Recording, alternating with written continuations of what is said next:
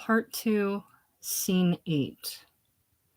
Spotlight focuses on the writer working at his dilapidated typewriter in his gabled room in the attic. Writer. Instinct. It must have been. He starts typing. Directed me here to the Vieux Carre of New Orleans. Down country as a river coast, no plan. I couldn't have consciously, deliberately selected a better place than here to discover, to encounter, my true nature. Exposition, shit! He springs up and kicks at the worn, wobbly table. A lean, gangling young man whose charming but irresponsible nature is apparent in his genial grin appears at the entrance of the writer's cubicle. Sky.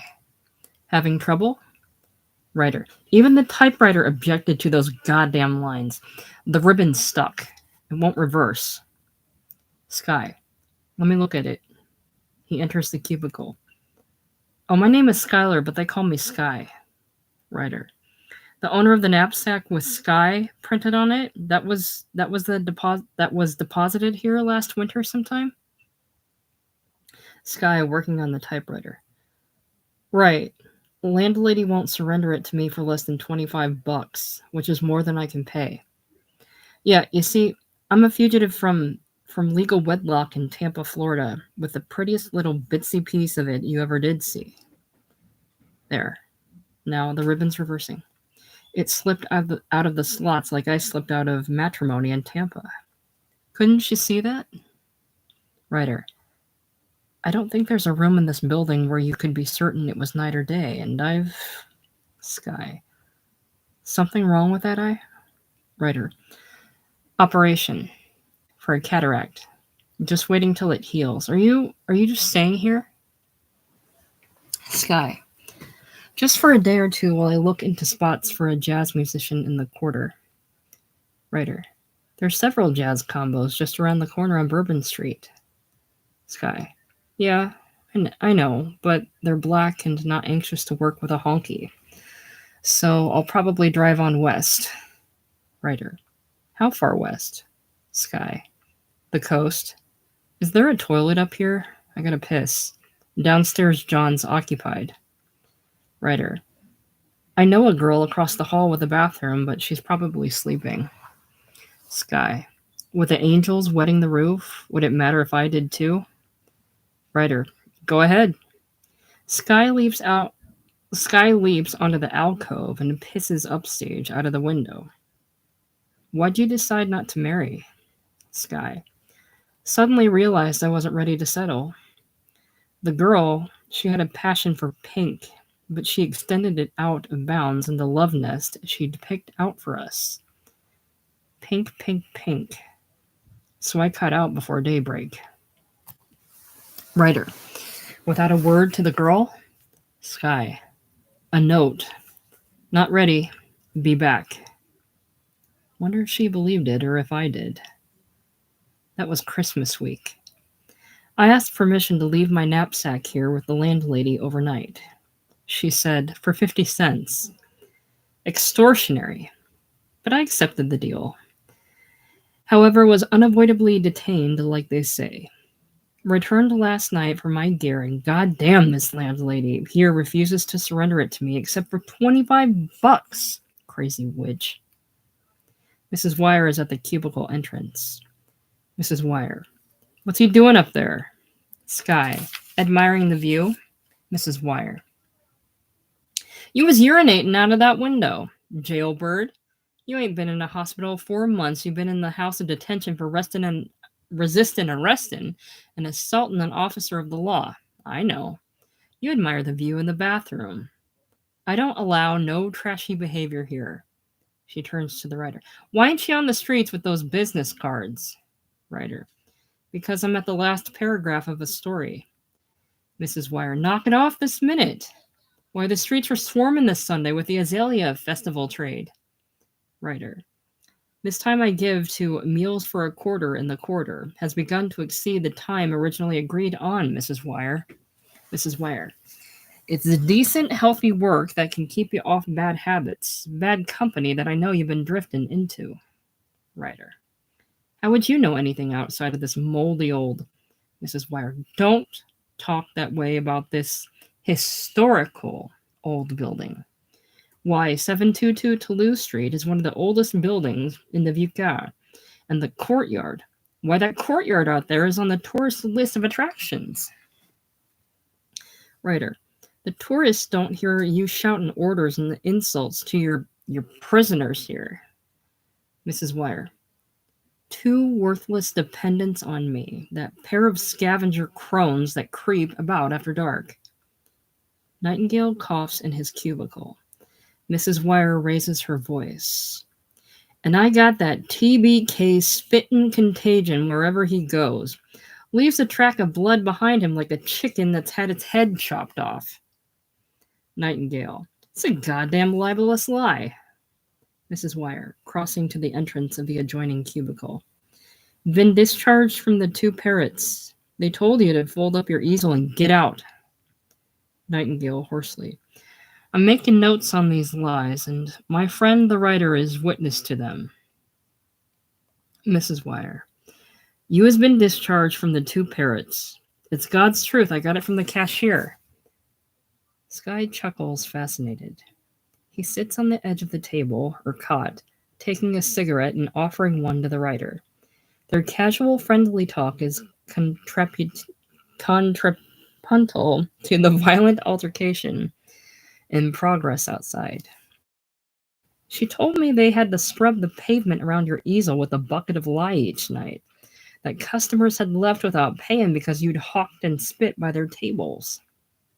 Nightingale. Bucket of lies. Not lie, that's what she told you. Mrs. Wire. They only kept you there out of human pity. Miss Nightingale. Pity. Mrs. Wire. Yes, pity. But finally pity and patience was exhausted. It run out there and it's run out here. Unlock that door. Nursey? Nursey, offstage. Now what? Mrs. Wire. Bring up the keys. Bring up my keys. Mr. Nightingale's locked himself in. You're going to find yourself mighty quicker than you expected in a charity ward on your way to a pauper's grave. Writer. Mrs. Wire, be easy on him. Mrs. Wire. You ain't heard what he calls me. Why, things he said to me I hate to repeat. He's called me a fucking old witch, yes, because I stopped him from bringing pickups in here at midnight that might stick a knife in the heart of anyone in the building after they done it to him. Nightingale. In a wheezing voice as he drops onto the cot in his cubicle. It's you that'll get a knife stuck in you between your dried-up old thugs. Writer, subtle voice near tears. Be easy on him. He's dying. Mrs. Wire. Not here. He's defamed this place as infested with bedbugs to try to explain away the blood he coughs on his pillow. Writer. That's his last defense against Mrs. Wire. The truth. There's no defense against the truth. Everything in that room is contaminated. Has got to be removed to the incinerator and burned. Start with the mattress, Nursey. Nursey has entered the lighted area with a bunch of musty keys. Nightingale. I warn you, if you attempt to enter my room, I'll strike you down with this easel. Mrs. Wire. You do that. Just try. The effort of the exertion would finish you right here. Oh, shoot. Here's the master key. Open all doors. Nightingale. At your own risk. I'll brain you, you bitch. Mrs. Wire. Go on in there, Nursey. Nursey. Oh, no, not me. I told you I would never go in that room. Mrs. Wire. We're coming in. Nightingale. Watch out. He is backed into the alcove, the easel held over his head like a crucifix to exorcise a demon. A spasm of coughing racks him. He bends double, dropping the easel, collapses to his knees, and then falls flat upon the floor. Nursey. Awed. Is he dead, Mrs. Wire? Mrs. Wire. Don't touch him. Leave him there until the coroner gets here. Nightingale, gasping. Corner your ass. I'll outlive you. Mrs. Wire. If I dropped dead this second, Nursey, haul out that filthy mattress of his. Pour kerosene on it. Nursey. Wouldn't touch that mattress with a pole. Mrs. Wire. And burn it. Get somebody to help you haul out everything in here out. It's all contaminated. Why, this whole place could be quarantined. Nursey. Furniture? Mrs. Wire. All. Then wash off your hands in alcohol to prevent infection, Nursey. Nursey. Ms. Wire, the courtyard is full of them Azalea Festival ladies that paid admission to enter. You want me to smoke them out? Mrs. Wire. Collect the stuff you can move. Nursey. Move where? Mrs. Wire. Pile it under the banana tree in the courtyard. Cover it with a tarpaulin. We can burn it later. Nightingale. If anyone lays a hand on my personal effects, I'll... His voice chokes with sobs. I will be back in the 2 Parrots tonight. I wasn't fired. I was given a leave of absence till I recovered from asthma. Mrs. Wire, with an abrupt compassion. Mr. Nightingale. Nightingale. Rossignol. Of the Baton Rouge Rossignols, as any dog could tell you. Mrs. Wire. I won't consult a dog on this subject. However, the place for you is not here, but in the charity ward at St. Vincent's. Rest there till I've made arrangements to remove you. Sky. The altercation subsided. Writer. To Sky, who has begun to play his clarinet. What kind of horn is that? Mrs. Wire appears at the entrance to the writer's cubicle. Sky plays entrance music. Ta-ta-ta. Sky. It's not a horn, kid. Horns are brass. A clarinet's a woodwind instrument, not a horn. Mrs. Wire. Yes. Now, about you all. Sky. Never mind about us. We're leaving for the West Coast. Mrs. Wire and the writer are equally stunned in opposite ways. Mrs. Wire. What's he mean, son? You're leaving with a word? Writer. Mrs. Wire. You won't if I can prevent it, and I know how.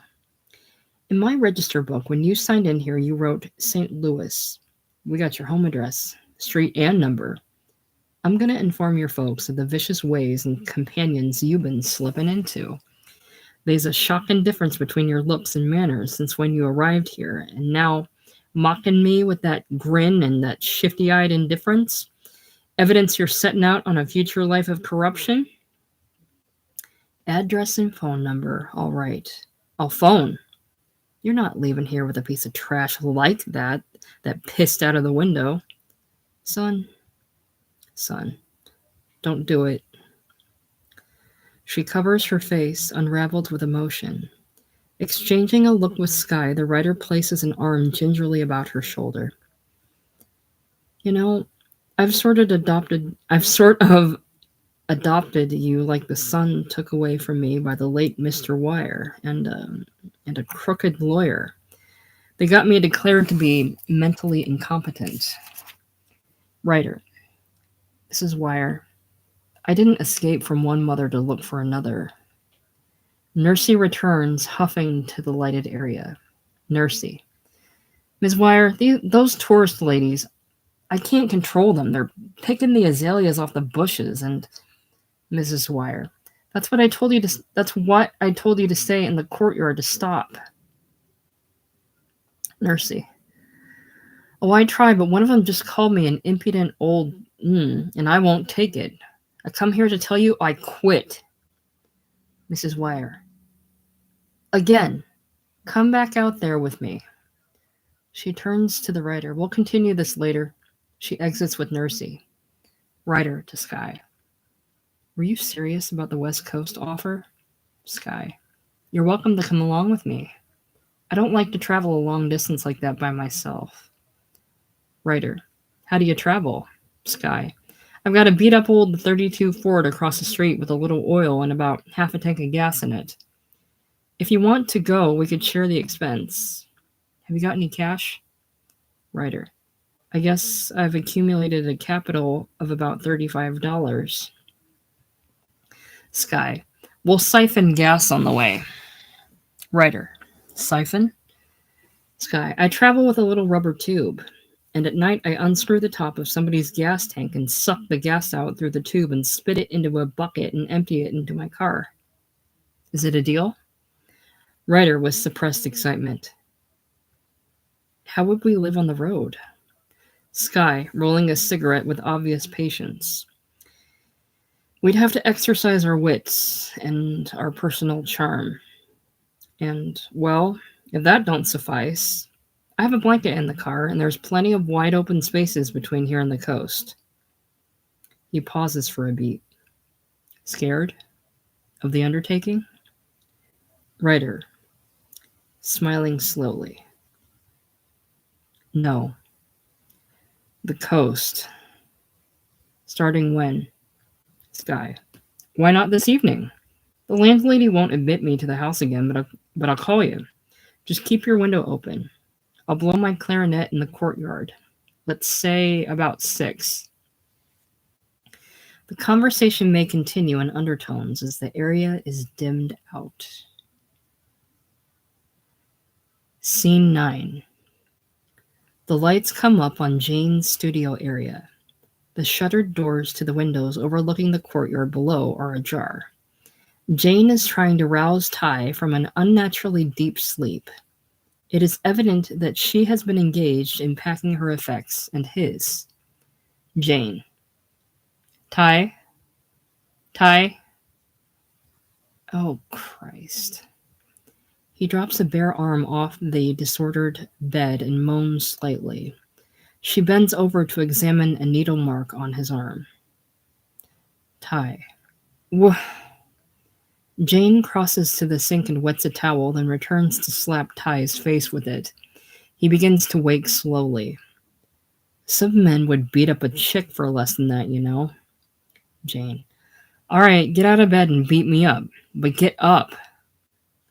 Ty, stroking a promontory beneath the bedsheet. Can't you see that I am up? Jane. I don't mean that kind of up. And don't bring strip show lewdness in here this Sunday afternoon. Ty. Babe, don't mention the show to me today. Jane. I'd like to remind you that when we first stumbled into this crazy cohabitation, you promised me you'd quit the show in a week. Ty. For what? Tight as work is for a dude with 5 grades of school and no skill training from the Mississippi Sticks? Jane. You could find something less publicly embarrassing, like a filling station attendant. Ty. Ha! Jane. But of course your choice of employment is no concern of mine now. Ty. Why not, babe? Jane. I'm not babe and not chick. Ty. You say you're not my chick? Jane. I say I'm nobody's chick. Ty. Any chick who shacks with me is my chick. Jane. This is my place. You just moved in and stayed. Ty. I paid the rent this month. Jane. Half of it is me. There is the sound of a funky piano and a voice on the Bourbon Street corner.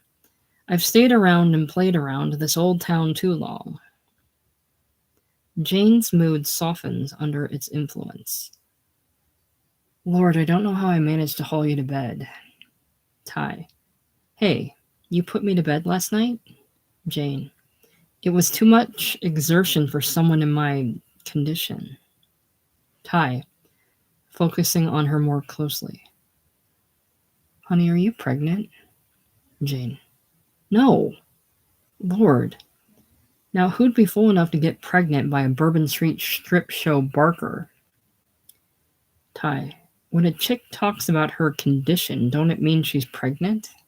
Jane. All female conditions are not pregnancy, Ty. She staggers and finishes her coffee. Mine is that of a desperate young woman living with a young bum employed by gangsters and using her place as a depository for hot merchandise. Well, they're all packed. You're packed too. Ty. Come to bed. Jane. No.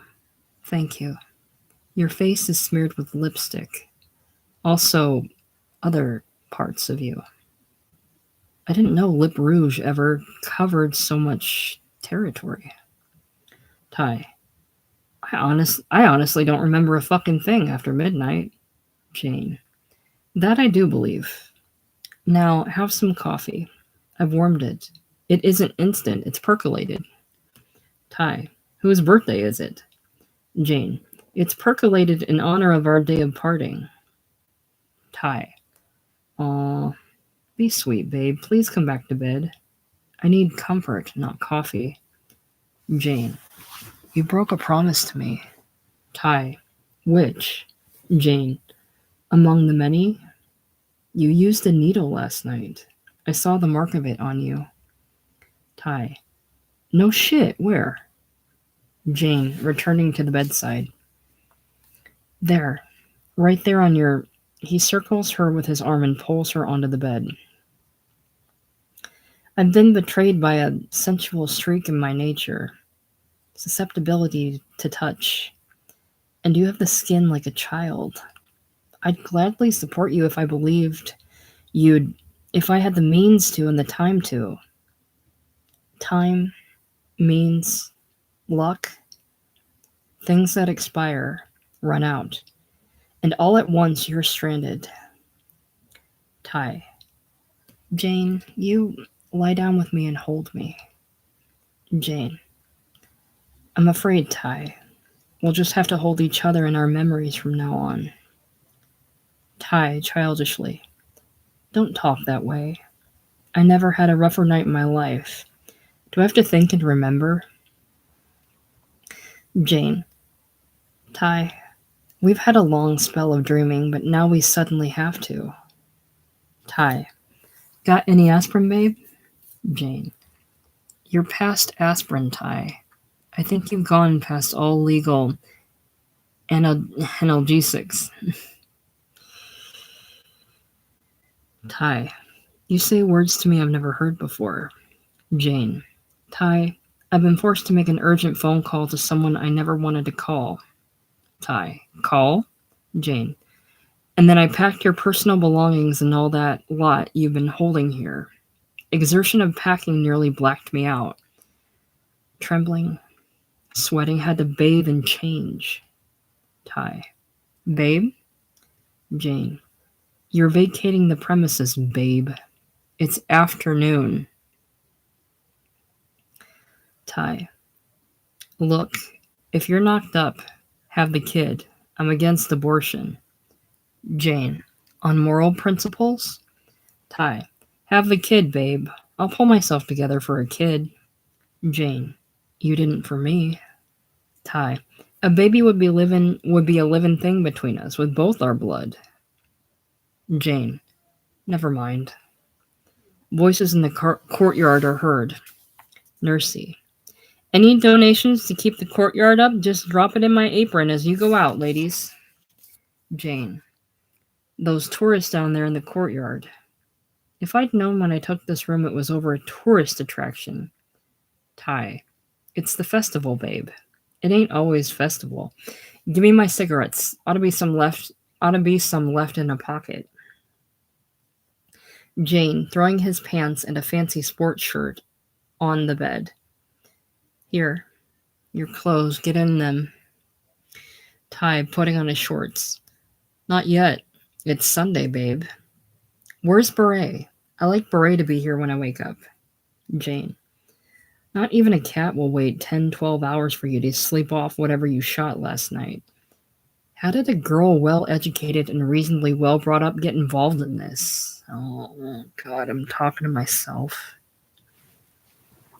Ty. I hear you, babe, and I see you. Jane. Then get up and dressed. Ty. It's not dark yet, babe. I never get dressed till after dark on Sundays. Jane. Today has to be an exception. I'm expecting a caller. Very important to me. Ty. Fashion designer? Jane. No. Buyer. To look at my illustrations. They're no good. I'm no good. I just had I had a flair, not a talent, and the flair flared out. I'm finished. These sketches are evidence of it. She starts tearing fashion sketches off the wall. Look at me. Bangles, jangles, all taste gone. She tears off her costume jewelry. Ty. Babe, you're in no shape to meet a buyer. Jane, slowly and bitterly. He's no buyer of anything but me. Ty. Buyer of you? Look. You said that you were expecting a buyer to look at your drawings here. Jane. I know what I said. I said a buyer to look at my illustrations, but that what I said was a lie. Among other things, many other undreamed of before, you've taught me to practice. Voices offstage. Edwina! Edwina, come see this dream of a little courtyard. Oh my, yes, like a dream. Jane. I know what I said.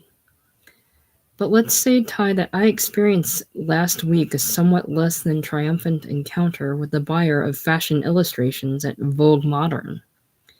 In fact, it left me too shattered to carry my portfolio home with a shot of Metaxas brandy at the Blue Lantern, which was on the street level of the building. It was there that I met a gentleman from Brazil. He had observed my entrance, the Brazilian, and apparently took me for a hooker, sprang up with surprising agility for a gentleman of his corpulence, hauled me to his table and introduced me to his camaradas.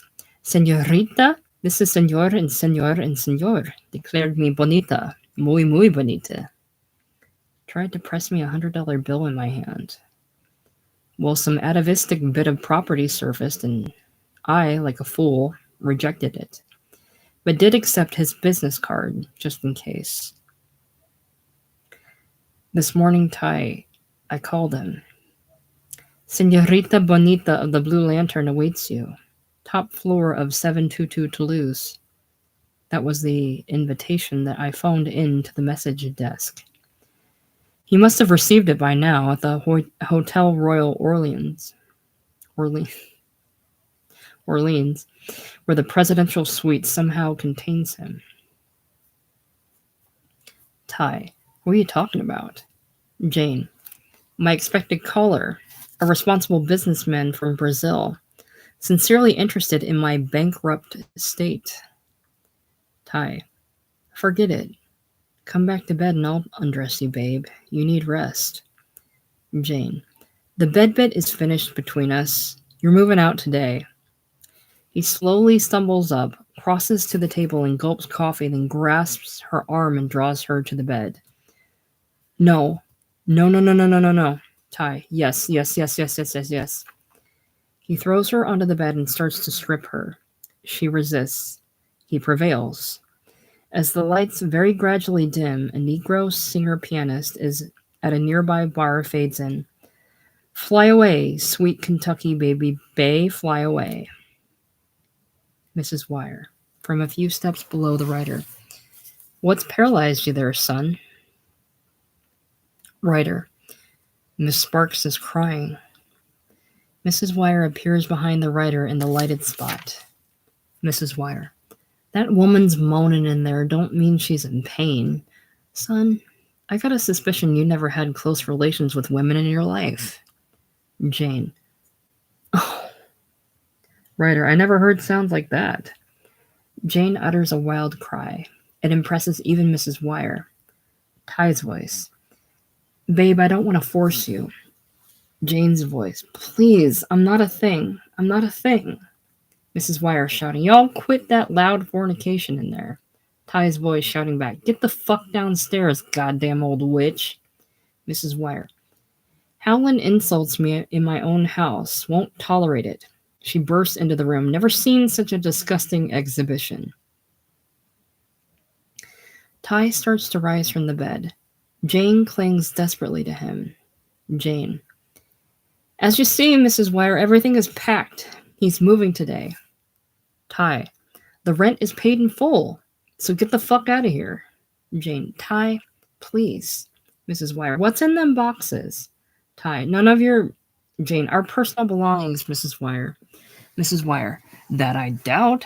The contents of these boxes will be inspected before removed from this place and in the presence of my nephew on the police force. Ty charges toward Mrs. Wire. Don't you expose yourself naked in my presence. Nursey. Jane. Mrs. Wire, for once I do agree with you. Can you get him out? Please? Please get him out. Mrs. Wire, averting her face with an air of shocked propriety. Dress at once and... Nursey. Ms. Wire, I got the hospital on the phone. Mrs. Wire, they're sending an ambulance for Nightingale. They're sending an ambulance for Nightingale?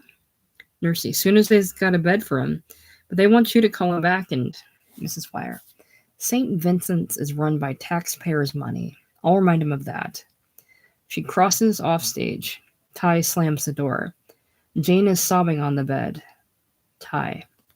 Now, babe. Jane. If you approach this bed, Ty, just want to comfort you, honey. Can't we just rest together? Can't we? Rest and comfort each other?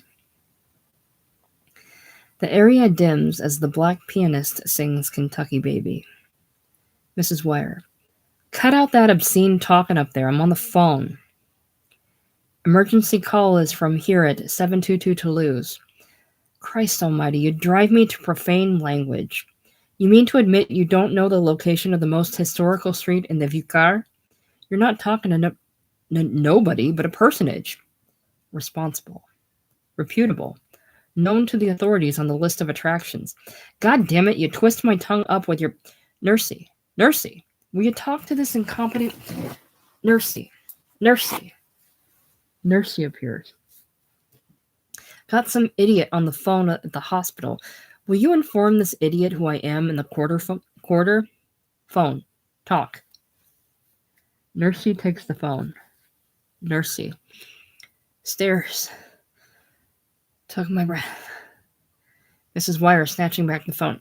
Now, I want you to know, this here Nightingale case, I don't lack sympathy for the dying or the hopelessly inflicted. She kicks at Nursey beside her. Get! But I've got responsibilities to my tenants. Valuable paying tenants. Distinguished society ladies will quit my premises this day. I swear they will if this Nightingale remains. Why, the State Board of Health will clap a suit on me unless... At once. Ambulance.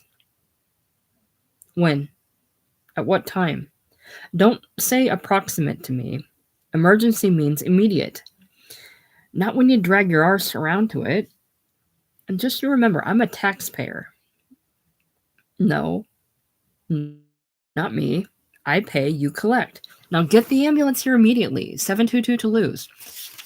With a stretcher with straps, the Nightingale is violent with fever.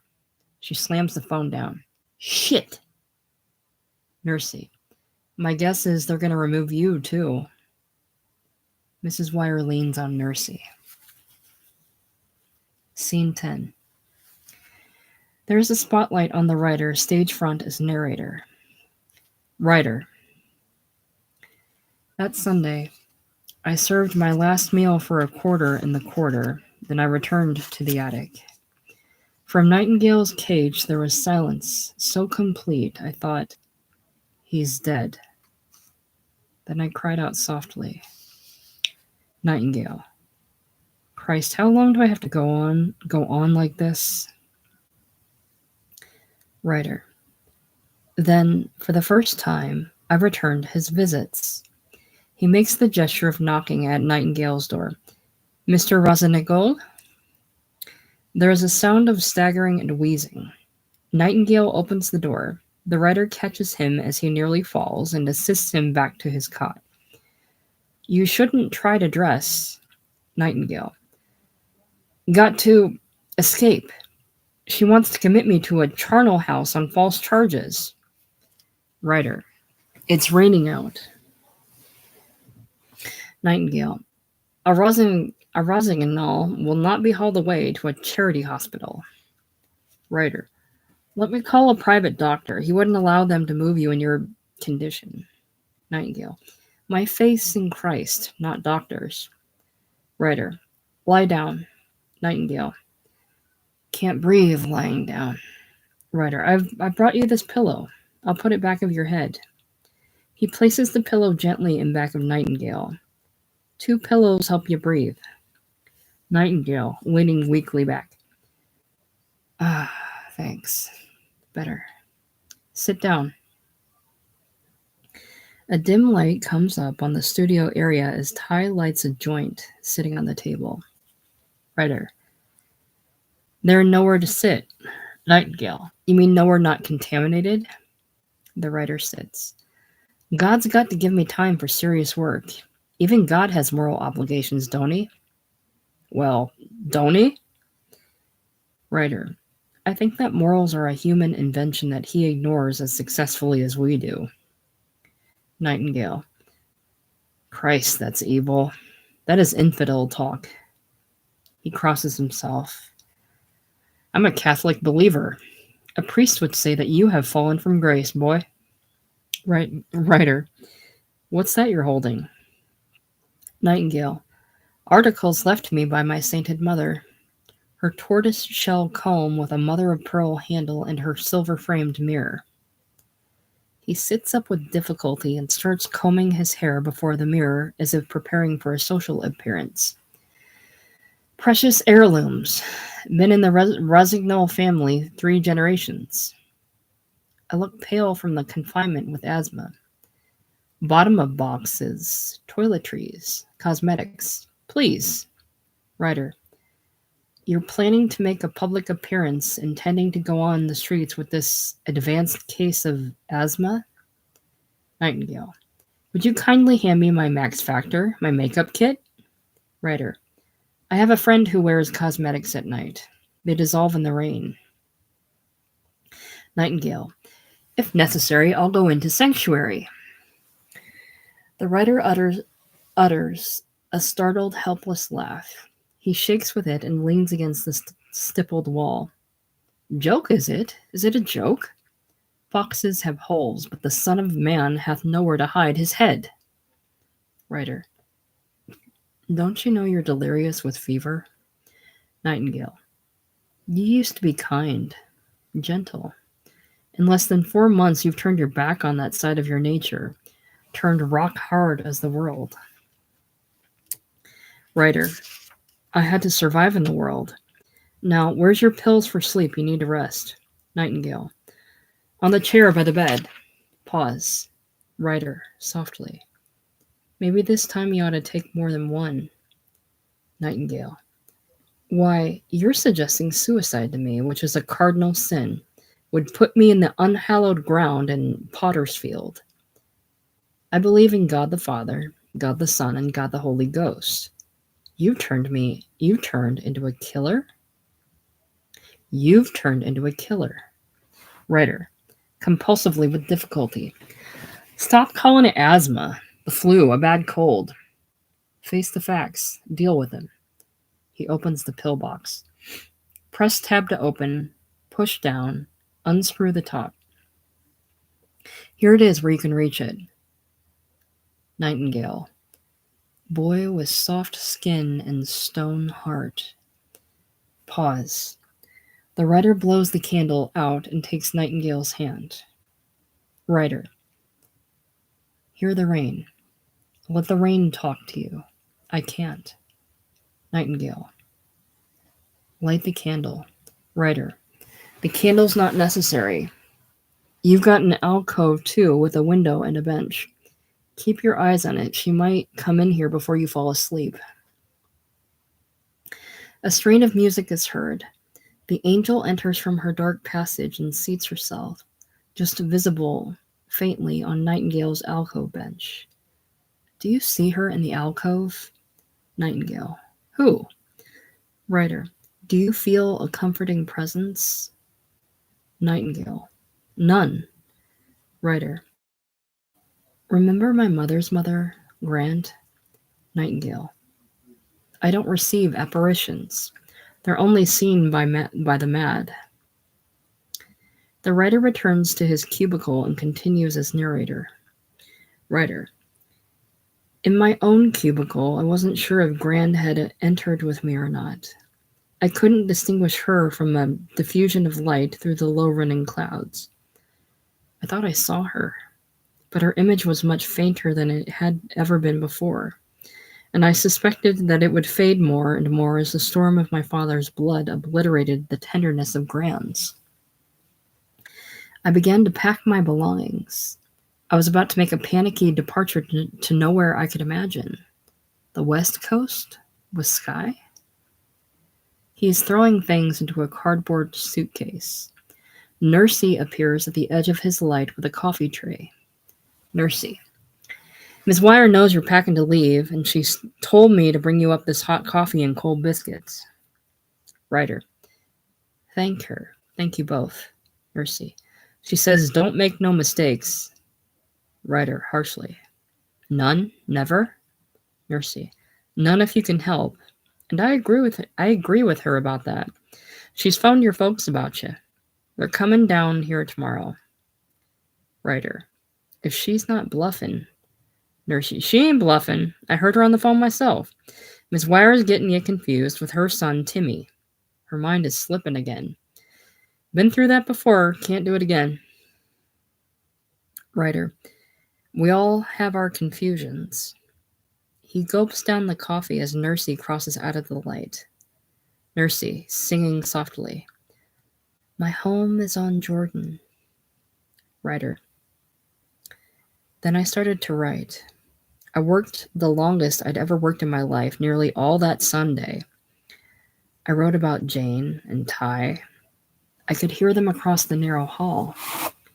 Writers are shameless spies.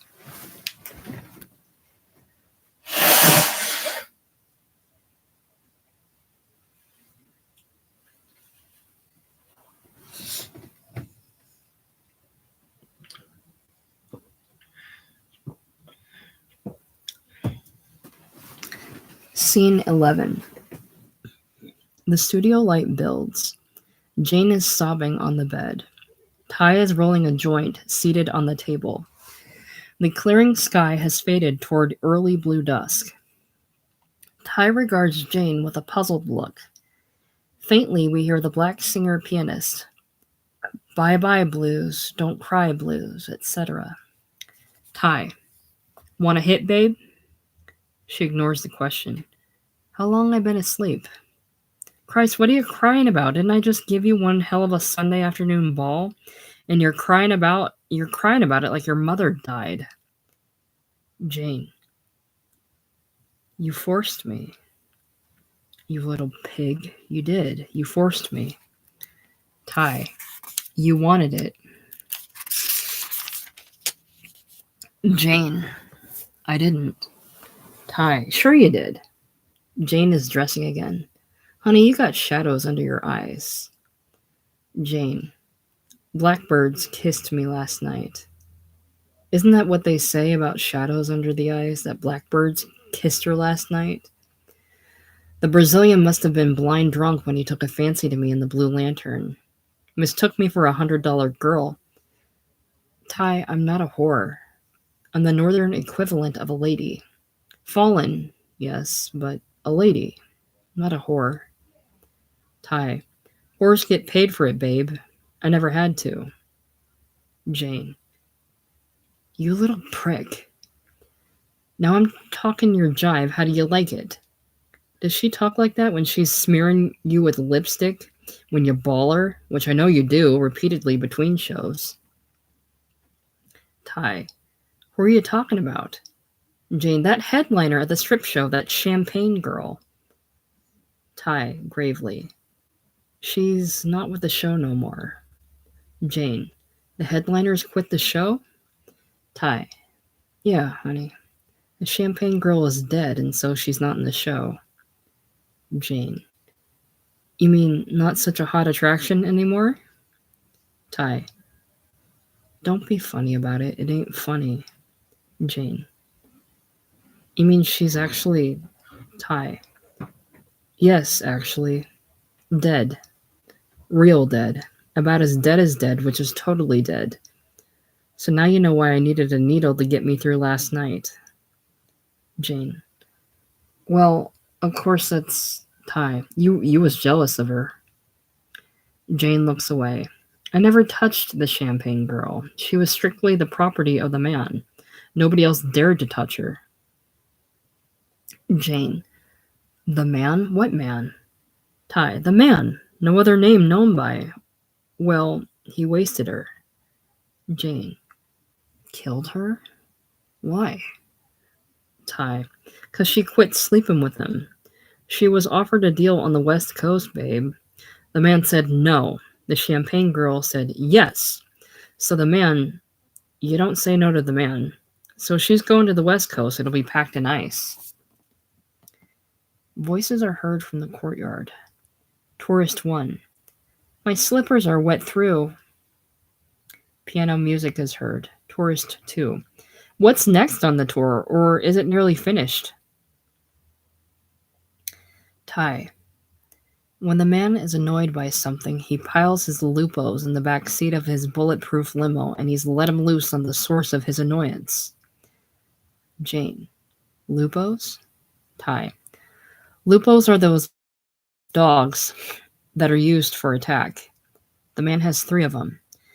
And when he patrols his territory at night, they sit in the back seat of his Lincoln, set up there, mouths wide open on their dagger teeth and their black eyes rolling like dice in a black crapshooter's hands.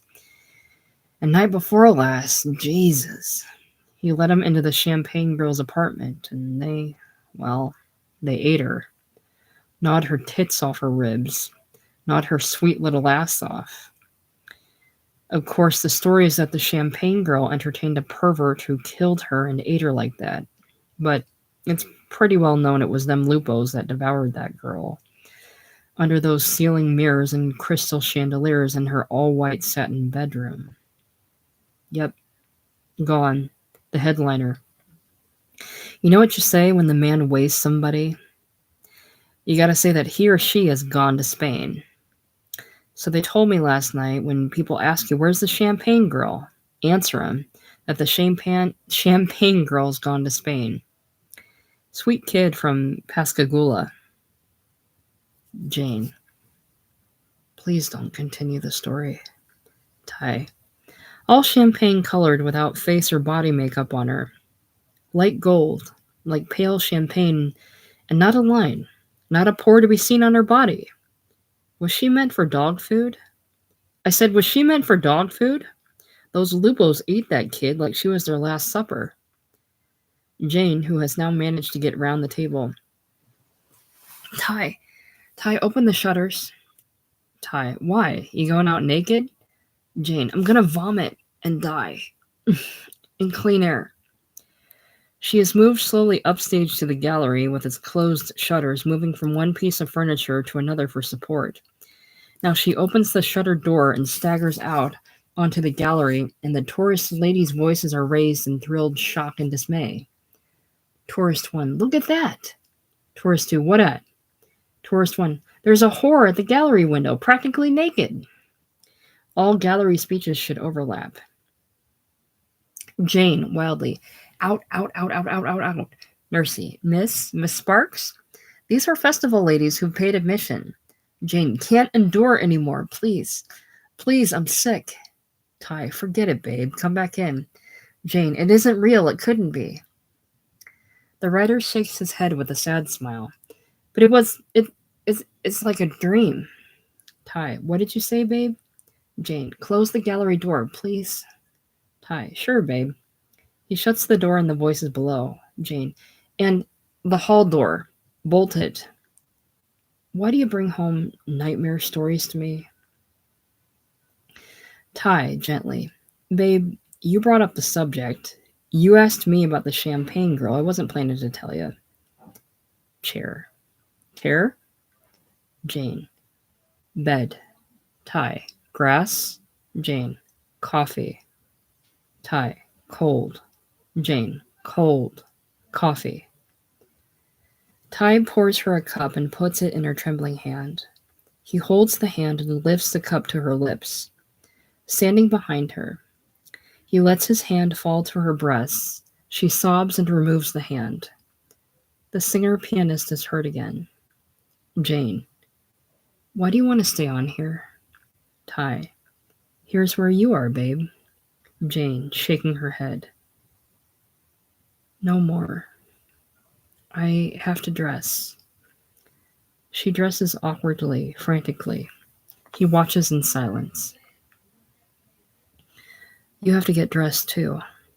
I told you I was expecting a very important visitor. Ty, the situation's turned impossible on us. Face it. Ty, you're not walking out on me. Jane, who have I got to appeal to except God, whose phone's disconnected? Or this providential protector? Ty, from the Banana Republic, a greaseball. And you'd quit me for that? Jane, you've got to be mature and understanding, at least for once. Now dress. The Brazilian is past due. I realized your defects, but you touched me like nobody else in my life had ever before or ever could again. But, Ty, I counted on you to grow up, and you refused to. I took you for someone gentle caught in violence and degradation that he'd escape from. Ty, whatever you took me for, I took you for honest, for decent, for... Jane, don't be so decent. You ridiculous little... Sorry. No, let's not go into abuse, Ty. When we went into this, it wasn't with any long-term thing in mind. That's him on the steps. Go in the bathroom. Quiet. Ty, you go in the bathroom quiet. I'll explain without words. She thrusts his clothes at him. He throws them savagely about the stage. Well? There is a sound on the stairs. Sounds like the footsteps of a responsible man. Ty opens the door. We see hospital interns with a stretcher. Jane stares out. The interns pass again with Nightingale's dying body on the stretcher. The writer is with them. Jane gasps and covers her face with her arm. The writer turns to her. Writer. It's just they're removing the painter. Jane. Just? Ty. No Brazilian? No buyer? Jane. No. No sale. Writer. Standing in the open doorway. It was getting dim in the room. Ty. It's almost getting dark. Writer. They didn't talk. He smoked his reefer. He looked at her steady in the room getting dark and said, Ty, I see it clear. Writer. She turned her face away. He walked around that way and looked at her from that side. She turned her face the other way. She was crying without a sound, and a black man was playing piano at the Four Deuces round the corner. An oldie, right for the atmosphere. Something like... The piano fades in. Seem like old times. Ty begins to sing softly with the piano. Jane. Don't. Ty stops the soft singing but continues to stare at Jane. Don't. Pause. Ty. Jane. You've gotten sort of skinny. How much weight you lost? Jane. I don't know. Ty. Sometimes you walk a block and can't go no further. Pause. Jane. I guess I'm a yellow cab girl with limousine aspirations. Ty. Cut the smart talk, babe. Let's level. Pause. She extends her hand. Want a hit? Well? Jane nods and takes a hit off his cigarette. Huh? Jane. Well, after all, why not? If you're interested in it. It hasn't been just lately I've lost weight and energy, but for more than a year in New York. Some blood thing. Progressing rather fast at my age. I think I had a remission when I met you. A definite remission. Here, like the world stopped and turned backward. Or like it entered another universe. Months, she moves convulsively. Ty grips her shoulders. Then it... I... Us? Jane. No. No. That unnatural tiredness started in again. I went to Oshner's. Don't you remember when the doctor's letter was delivered? No, I guess you don't. Being half conscious all the time. It was from Oshner's. It informed me that my blood count had changed for the worse. It was close to collapse. Pause. Those are the clinical details. Are you satisfied with them? Have you any more questions to ask? She stares at him. He averts his face. She moves around him to look at his face. He averts it again. She claps it between her hands and compels him to look at her. He looks down. A scratching sound is heard at the shutter doors. Jane. That's Paray. Let her in. Isn't it nice how cats go away and come back and you don't have to worry about them?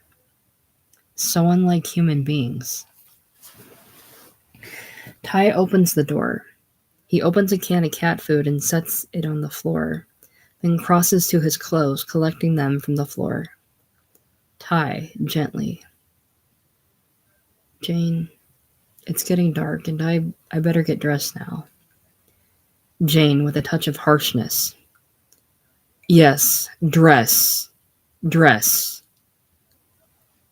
But he is lost in reflection, lighting a joint. She snatches it from his lips. And leave me alone as always in a room that smells, that reeks of marijuana. Scene 12. Writer as narrator. She was watching him with an unspoken question in her eyes, a little resentful now. Mrs. Wyer's voice from offstage curiously altered. Why are those stairs so dark? The light in the studio area is dimmed to half during the brief scene that follows. The writer rises and stands apprehensively alert as Mrs. Wyer becomes visible in a yellowed silk robe with torn lace, a reliquary garment. Her hair is loose, her steps unsteady, her eyes hallucinated. Wyer crossing from the studio dismayed. Is that you, Mrs. Wyer? Mrs. Wyer. Now, Timmy, you mustn't cry every time Daddy gets home from the road and naturally wants to be in bed with just Mommy. It's Daddy's privilege, Mommy's obligation. You'll understand when you're older. You see, Daddy finds Mommy attractive. Ryder, backing away from the cubicle entrance. Mrs. Wyer, you're dreaming. Mrs. Wyer. Things between grown-ups and love and marriage can't be told to a child. She sits on the writer's cot. Now, lie down and Mommy will sing you a little sleepy time song. She is staring into space. He moves to the cubicle entrance. The candle is turned over and snuffed out. Mrs. Wyer. Rock-a-bye baby in the treetop. If the wind blows, the cradle will rock. Writer. Mrs. Wyer, I'm not Timothy. I'm not Tim, I'm not Timmy. He touches her. Mrs. Wyer. Dear child, given to me of love. Writer. Mrs. Wyer, I'm not your child. I'm nobody's child. Was maybe, but not now. I've grown into a man about to take his first steps out of this waiting station into the world. Mrs. Wyer. Mummy knows you're scared sleeping alone in the dark, but the Lord gave us dark for sleep, and Daddy don't like to find you took his rightful place. Writer. Mrs. Wyer, I'm no relation to you, none but a tenant that earned his keep while Nursey approaching. She gone up there? Nursey appears. She gets these spells, goes back in time. I think it must have been all that Azalea Festival excitement done it. Mrs. Wyer. If the bow breaks, the cradle will fall. Nursey at the cubicle entrance. Miss Wire, it's Nursey. I'll take you back downstairs. Mrs. Wire, rousing a bit. It all seemed so real. I even remember love-making. Nursey, get up, Ms. Wire. Come down with Nursey. Mrs. Wire, accepting Nursey's support. Now I'm old. They withdraw from the light. Mrs. Wire's voice.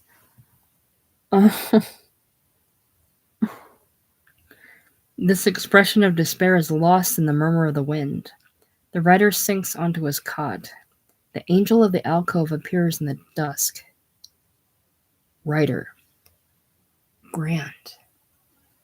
She lifts her hand in a valedictory gesture. I guess angels warn you to leave a place by leaving before you. The light dims as the writer begins to pack and builds back up in the studio. The writer returns to the edge of the studio light. Jane. You said you were going to get dressed and go back to your place of employment and resume the pitch for the ladies. Ty. What did you say, babe? He has finished dressing and is now at the mirror, absorbed in combing his hair. Jane utters a soft, involuntary laugh. Jane. $100. The price, and worth it. Certainly worth it. I must be much in your debt. Way over my means to pay off. Ty. Well, I ain't paid to make a bad appearance at work. He puts on a sports shirt with girls in grass skirts printed on it.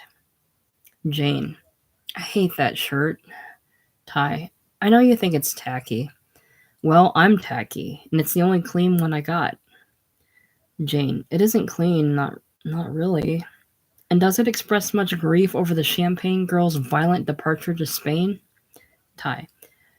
Do you have to hit me with that? What reason? Jane.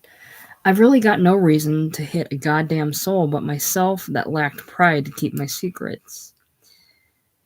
You know I shouldn't have told you about my intentions. I should have just slipped away.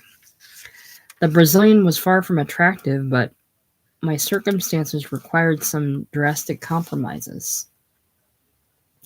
Ty, crouching beside her. You're talking no sense, Jane. The Brazilian's out of the picture. Those steps on the stairs were steps of hospital workers coming to pick a dying fruit out of the place.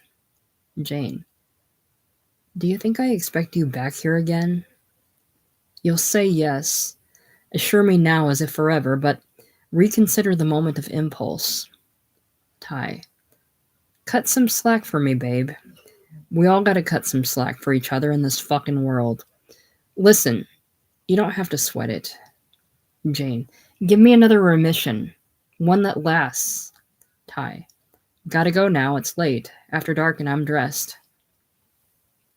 Jane. Well, zip your fly up unless you're now in the show. She rises and zips up his fly, touches his face and throat with trembling fingers. Ty.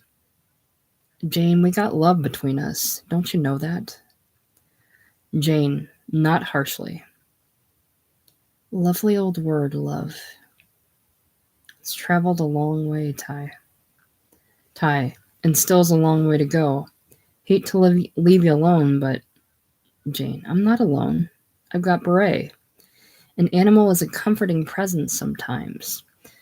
I wonder if they'd admit her to St. Vincent's. Ty. St. Vincent's? Jane, that charity hospital where they took the painter called Nightingale. Ty. You ain't going there, honey. Jane. It strikes me as being a likely destination. Ty. Why? Jane. I watched you dress. I didn't exist for you. Nothing existed for you but your image in the mirror. Understandably so. With her last strength, she draws herself up. Ty. What's understandable, Jane? You got a fever? He rises too and stretches out a hand to touch her forehead. She knocks it away. Jane. What's understandable is that your present convenience is about to become an encumbrance, an invalid, of no use, financial or sexual.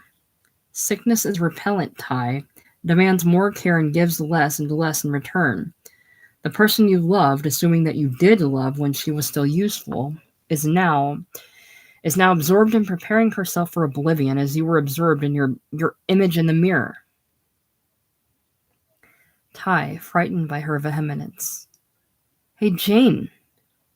Again she strikes away his extended hand. Jane readies herself for it as you do for the street. She continues as to herself. Withdraws into another dimension. Is indifferent to you except as caretaker.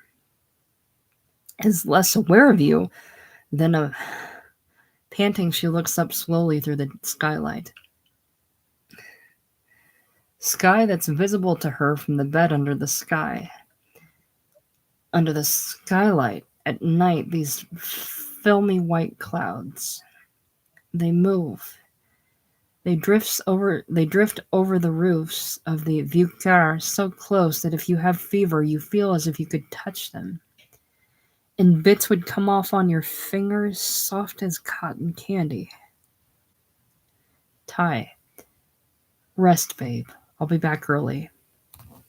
I'll get Smokey to take over for me at midnight, and I'll come back with tamales and a bottle of vino. He crosses out of the light. She rushes to the door. Jane. No, not before daybreak and with a new needle mark on your arm. Beret? Beret. She staggers wildly out of the light, calling the cat again and again. I lifted her from the floor where she'd fallen. Various voices are heard exclaiming around the house. The writer reappears in the studio supporting Jane, who appears half-conscious. Jane? Jane? Jane. My cat. I scared it away. Nursey, offstage. What is going on up there? Writer. She was frightened by something. Jane. I lost my cat, that's all. They don't understand. The writer places her on the bed. Alone. I'm alone. Writer. She'll be back. Jane didn't seem to hear me. She was looking up at the skylight. Jane. It isn't blue anymore. It suddenly turned quite dark. Writer. It was dark as the question in her eyes. The blues piano fades in. Jane. It's black as the piano man playing around the corner. Writer. It must be after 6. What's the time now? Jane. Time? What? Oh, time. My sight is blurred. She shows him her wristwatch. Can't make out the luminous dial, can you? Writer. It says 5:12. Jane. An improbable hour. Must have run down. Writer. I'll take it off to wind it. He puts the watch on his ear. I'm afraid it's broken. Jane vaguely. I hadn't noticed. Lately I tell time by the sky. Writer. His name was Sky. Jane. Ty. Writer. No, not Ty. Sky was the name of someone who offered me a ride west. Jane. I've had a fever all day. Did you ask me a question? Writer. I said I'd planned to take a trip to the West Coast with this young vagrant, a musician. Jane. Young vagrants are irresponsible. I'm not at all surprised he let you down. Well, I have travel plans too. Writer. With Ty? Jane. No. I was going alone, not with Ty. What are you doing there? Writer. Setting up the chessboard. Want to play? Jane. Oh yes, you said you play. I'd have a partner for once. But my concentration's... I warn you, it's likely to be impaired. Writer. Want to play white or black? Jane. You choose.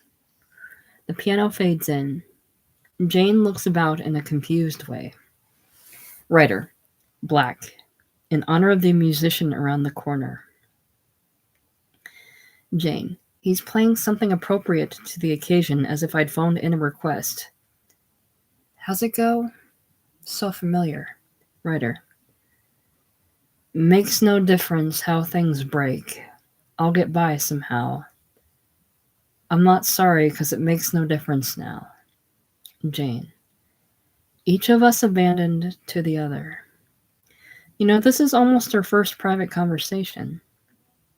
She nearly falls to the floor. He catches her and supports her to the chair at the upstage side of the table. Shall we play? Let's do. With no distractions at all. She seems unable to move. She has a frozen attitude. There is a distant, sustained high note from Sky's clarinet. They both hear it. Jane tries to distract the writer's attention from the sound and continues quickly with feverish animation. The sound of the clarinet becomes more urgent. Vagrants.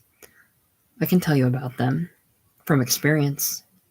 Incorrigibly delinquent. Purposeless. Addictive. Grab at you for support when support's what you need. Gone? Whistling down the last flight, such a lively, popular tune. Well, I have travel plans, but in the company of no charming young vagrant. Love Mediterranean countries, but somehow missed Spain. I plan to go. Now. Madrid, to visit Prado, most celebrated museum of all. Admire the Goyas, El Grecos, hire a car to cross the gold plains of Toledo. Writer. Jane, you don't have to make up stories. I heard your talk with Ty. All of it. Jane, then you must have heard his leaving. How his steps picked up speed on the second flight down. Started whistling. Writer. He always whistles downstairs. It's habitual to him. You mustn't attach a special meaning to it. The clarinet music is closer. The sound penetrates the shut windows. Jane. At night, the quarter's so full of jazz music, so many entertainers. Isn't it now your move? Writer, embarrassed. It's your move, Jane. Jane, relinquishing her game. No, yours. Your vagrant musician is late, but you're not forgotten. Writer. I'll call down. Ask him to wait till midnight when Ty said he'll be back. Jane. With tamales and a vino to celebrate. She staggers to the window, shatters a pane of glass and shouts. Your friend's coming right down. Just pick it up as luggage. She leans against the wall, panting, her bleeding hand behind her. Now go, quick. He might not wait. You'd regret it. Writer, can I do something for you? Jane, pour me 3 fingers of bourbon. She has returned to the table. He pours the shot. Now hurry. Hurry. I know that Ty will be back early tonight. Writer. Yes, of course he will. He crosses from the studio light. Jane smiling somewhat bitterly. Naturally. Yes. How could I possibly doubt it? With tamales and vino. She uncloses her fist. The blood is running from palm to wrist. The writer picks up a cardboard laundry box in the typewriter case. Writer. As I left, I glanced in Jane's door. She seemed to be, or was pretending to be, absorbed in her solitary chess game. I went down the second flight, and on the cot in the dark passageway was... He calls out. Beret? For the first time, the cat is visible, white and fluffy as a piece of cloud. Nursey looms dimly behind him, a dark, solemn fact, lamplit. Nursey. It's the cat Miss Sparks come running after. Writer. Take it to her, Nursey. She's alone up there. Mrs. Wire. Now watch out, boy. Be careful of the future. It's a long ways for the young. Some makes it and others get lost. Writer. I know. He turns to the audience. I stood by the door uncertainly for a moment or two. I must have been frightened of it. Mrs. Wire. Can you see the door? Writer. Yes, but to open it is a desperate undertaking. He does, hesitantly. Transparencies close from either wing. Dim spots of light touch each character of the play in a characteristic position. As he first draws the door open, he is forced back a few steps by a cacophony of sound. The waiting storm of his future. Mechanical, racking cries of pain and pleasure, snatches of song. It fades out. Again, there is the urgent call of the clarinet. He crosses to the open door. They're disappearing behind me. Going. People you've known in places do that. They go when you go. The earth seems to swallow them up. The walls absorb them like moisture.